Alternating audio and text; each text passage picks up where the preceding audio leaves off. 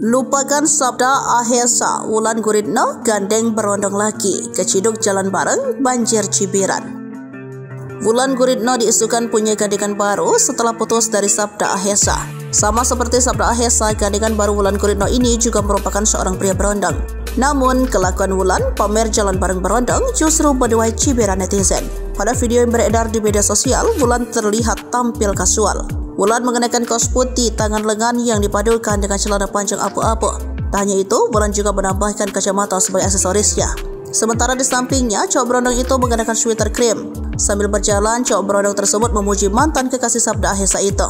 Kenapa sih cantik terus? Pujinya dikutip dari video yang dibagikan oleh salah satu akun pada Sabtu 1 Juni 2024. Wulan sempat terdiam saat mendengar pujian tersebut. Namun tak lama ia terlihat tersipu malu. Mulai kayak gini, ujar Wulan Guritno. Anak tiga anak ini kemudian kembali melanjutkan perjalanannya sambil tersenyum.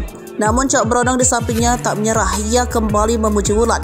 Momen Wulan Guritno jalan bareng cowok berondong itu pun kemudian menjadi sorotan publik. Tak sedikit warganet yang mencibirnya lantaran tidak kapok dekat dengan pria yang berusia lebih muda dibandingkan dirinya.